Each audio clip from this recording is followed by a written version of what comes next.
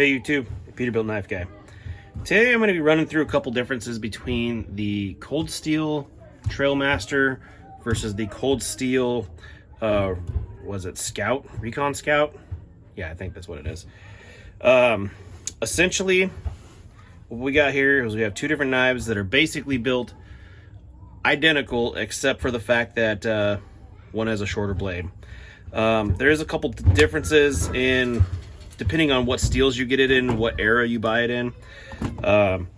Like this one has a brass guard, this one has a steel guard that is coated, so if you look, it's magnetic. This one, not magnetic. It's trying to go to the blade. It's a very strong magnet, but yeah. But yeah, both knives, they sport the same handle, but generational differences. This is an SK5 version, so older.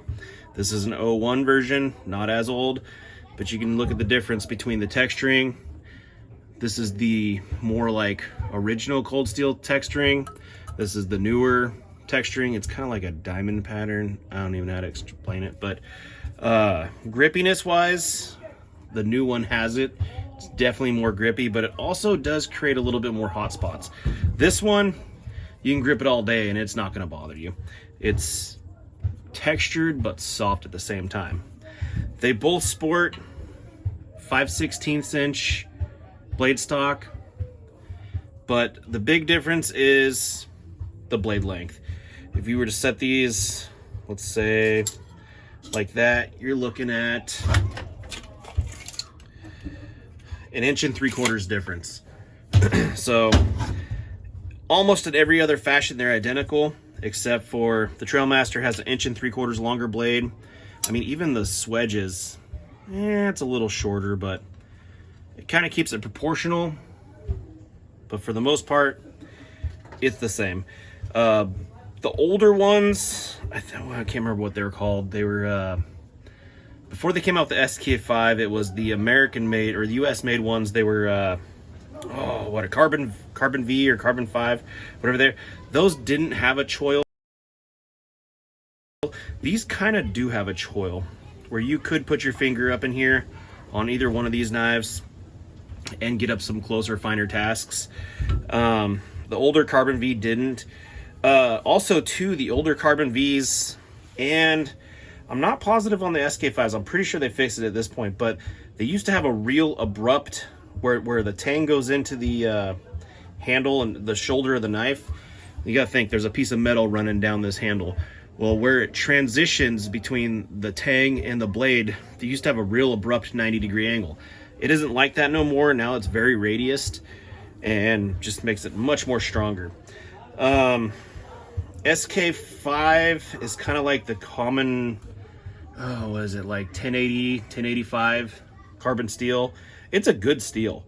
It holds up really, really good in this Trailmaster.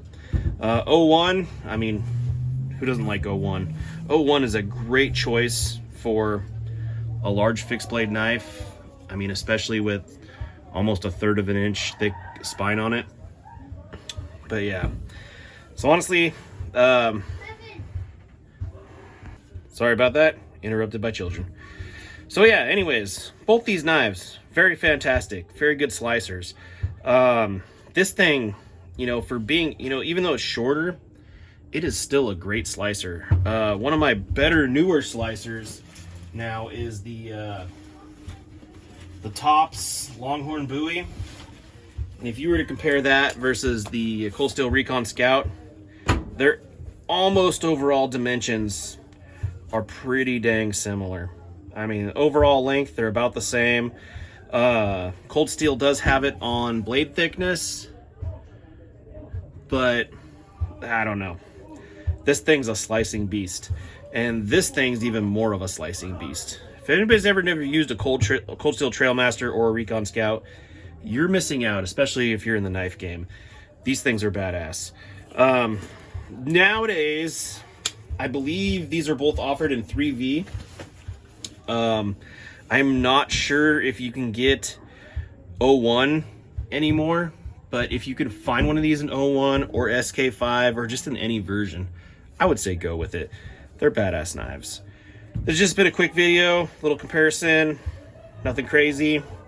On two fantastic Taiwanese made. This was made in Taiwan, and this one's made in Taiwan. Cold steel knives. I mean, you can't go wrong.